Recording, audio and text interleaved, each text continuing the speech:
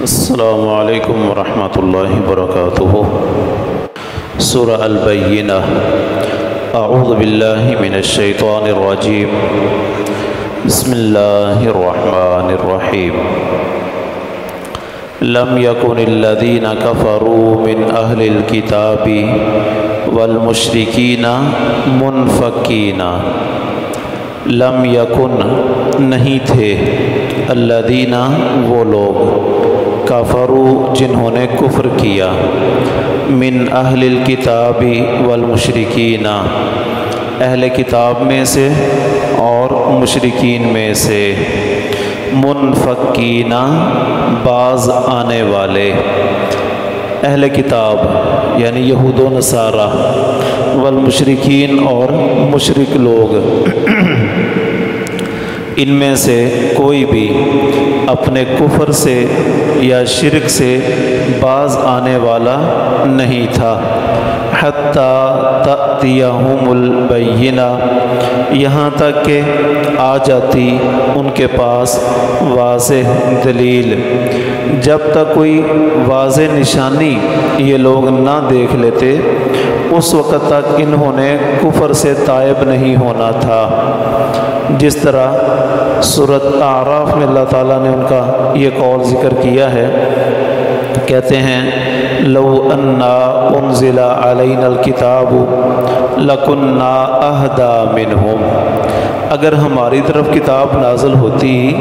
تو ہم بھی باقی لوگوں کی نسبت زیادہ ہدایت پر ہوتے، تو ہمارے پاس کتاب آئی نہیں تو ہم کیسے ہدایت پر آتے؟ تو یہاں اللہ تعالیٰ نے ان کے اسی قول کا یہاں تذکرہ کیا ہے کہ جب تک ہم کتاب نازل نہ کرتے اور کوئی واضح نشانی نہ بھیج دیتے اس وقت تک ان لوگوں نے اپنے کفر پر ہی اڑے رہنا تھا۔ رسول من اللہ، وہ بینہ وہ واضح نشانی اور کھلی علامت اور دلیل کیا ہو سکتی تھی؟ اللہ کی طرف سے ایک رسول، یتلو صحفا مطہرہ جو انہیں پڑھ کر سنائے صحیفے احکامات جو پاکیزہ ہیں۔ قرآن مجید میں اللہ تعالیٰ نے جو بھی احکامات دیے ہیں وہ بالکل اخلاقی اعتبار سے، عملی اعتبار سے بڑے پاکیزہ اور صاف ستھرے ہیں، وگرنہ جو ان کی کتابیں ہیں یہود و نصارہ کی وہ بھری پڑی ہیں اخلاقی گندگی کے ساتھ اور انبیاء کرام کی توہین کے ساتھ اور ان پر گندے الزامات کے ساتھ۔ تو ان کے مقابلے میں اس قرآن مجید نے تمام انبیاء کرام کا تذکرہ بڑے ہی اعلیٰ پیمانے میں کیا ہے اور ان کا کردار بڑا ہی اجلا اور صاف ستھرا پیش کیا ہے، اور جو الزامات و اتہامات یہود و نصارہ کی کتابوں نے لگائے تھے اس کتاب نے ان سارے اتہامات کو دھو دیا ہے اور ان کی زندگی کو بڑا ہی صاف ستھرا بنا کر پیش کیا ہے۔ فیہا کتب قیمہ، ان صحیفوں میں احکامات لکھے ہوئے ہیں جو بڑے ہی مضبوط ہیں۔ جو احکامات قرآن مجید میں ہیں کوئی بندہ انہیں جھٹلا نہیں سکتا کسی بھی اعتبار سے، تو اس لیے انسانی زندگی کے لیے یہ انتہائی اہم اور مفید احکامات ہیں جو اس کتاب میں ان صحیفوں میں لکھے ہوئے ہیں۔ وَمَا تَفَرَّقَ الَّذِينَ أُوتُوا الْكِتَابَ، اور نہیں تقسیم ہوئے وہ لوگ، نہیں جدا جدا ہوئے وہ لوگ جن کو کتاب دی گئی تھی، إِلَّا مِن بَعْدِ مَا جَاءَتْهُمُ الْبَيِّنَةُ مگر اس کے بعد کہ آن پہنچی ان کے پاس واضح نشانی۔ اہل کتاب جو آپس میں تقسیم ہوئے تو وہ اس وجہ سے تقسیم نہیں ہوئے تھے کہ ان کے پاس علم نہیں تھا، نہیں، علم تھا ان کے پاس، کتاب آن پہنچی اور دلائل اور براہین بالکل واضح ہو گئے، اس کے باوجود وہ لوگ تقسیم ہو گئے۔ نبی صلی اللہ علیہ وسلم نے فرمایا یہودی 71 فرقوں میں، عیسائی 72 فرقوں میں تقسیم ہو گئے۔ نبی صلی اللہ علیہ وسلم کے تشریف لانے سے پہلے بھی انہوں نے بات بات پر آپس میں اختلاف کیا، جھگڑے اور ایک دوسرے سے جدا ہوئے۔ نبی کریم صلی اللہ علیہ وسلم کی آمد پر بھی ان میں اختلاف ہو گیا۔ کچھ نے کہا یہ سچا نبی ہے، اس پر ایمان لے آؤ، جبکہ اس کی نشانیاں بھی ہماری کتاب میں موجود ہیں، جبکہ کچھ لوگوں نے بالکل انکار کر دیا کہ نہیں، یہ سرے سے وہ نبی ہے ہی نہیں، اور کچھ نے کہا نبی تو وہی ہے لیکن ہم نے ماننا نہیں ہے۔ بالکل وہ پہچانتے تھے، جس طرح اللہ نے پہلے ذکر کیا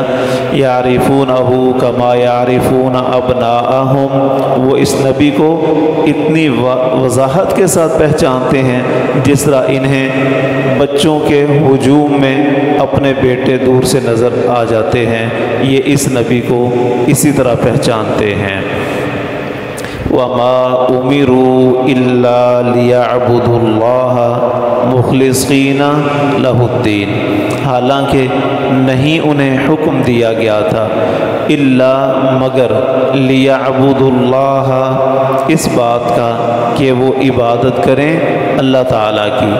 مخلصین لہ الدین، اس حال میں کہ وہ خالص کرنے والے ہوں اسی کے لیے دین کو۔ یعنی ہم نے تو بڑا ہی خلاصہ مختصر سے احکامات ان پر ہم نے لاگو کیے تھے، کوئی لمبی چوڑی ہم نے ان سے ڈیمانڈ نہیں کی تھی، ہم نے صرف یہ کہا کہ ایک اللہ تعالیٰ کی عبادت کرنی ہے، اس کے ساتھ کسی کو شریک نہیں ٹھہرانا، حنفاء، یکسو ہو کر، یک طرفہ، جتنے بھی لوگوں کے بنائے ہوئے دین ہیں ان سے ہٹ کے صرف اس نبی کے لائے ہوئے دین پر چل پڑو۔ وَيُقِيمُ الصَّلَاةَ، اور وہ نماز قائم کریں، وَيُؤْتُوا الزَّكَاةَ، اور وہ زکوٰۃ دیں، وَذَلِكَ دِينُ الْقَيِّمَةِ، اور یہی دین ہے سیدھی امت کا، جو امت صراط مستقیم پر چلنے والی ہے، اس امت کا خلاصہ بھی دین کا یہی ہے۔ عبادت میں اخلاص، صرف اللہ تعالیٰ کی عبادت، اور نماز کا قیام اور زکوٰۃ کی ادائیگی، یہ مختصر ترین نصاب تھا، خلاصہ تھا پورے دین کا، جو ہم نے انہیں اس کا پابند کیا تھا۔ ان الذین کفروا من اہل الکتاب والمشرکین، بے شک وہ لوگ جنہوں نے انکار کیا، خواہ وہ اہل کتاب میں سے ہوں یا مشرکوں میں سے ہوں، فی نار جہنم، وہ جہنم کی آگ میں ہوں گے، خالدین فیہا، ہمیشہ پڑے رہیں گے وہیں پر، اولئک ہم شر البریہ،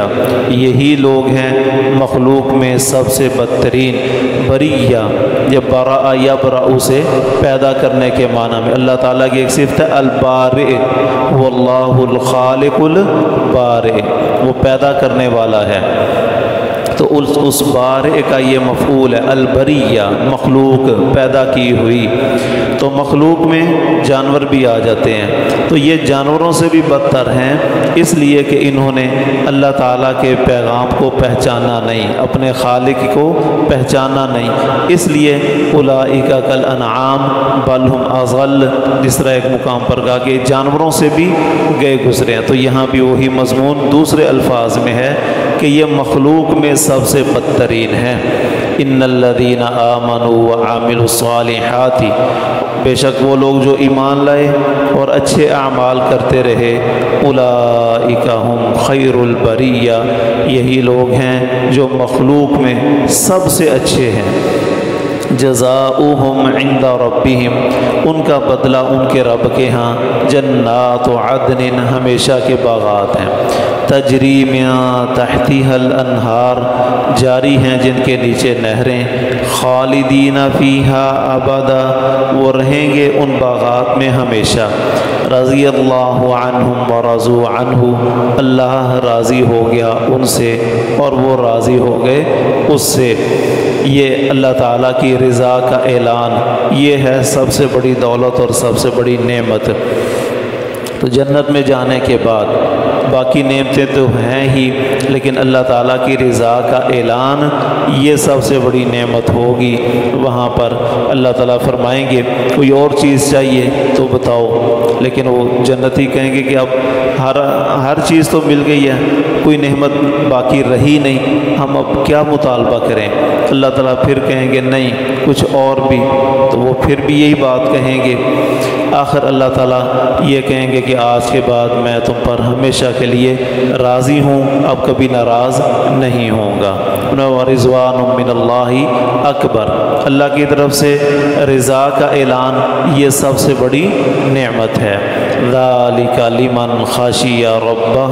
یہ نعمت اس کے لیے ہے جو اپنے رب سے ڈر گیا، جو دنیا میں خوف کے ساتھ جس نے زندگی بسر کی، اس کے لیے ہیں یہ چیزیں، ہمیشہ کی جنت اور اللہ کی رضا۔ اللہ تعالیٰ سمجھنے کی، عمل کرنے کی توفیق عطا فرمائے۔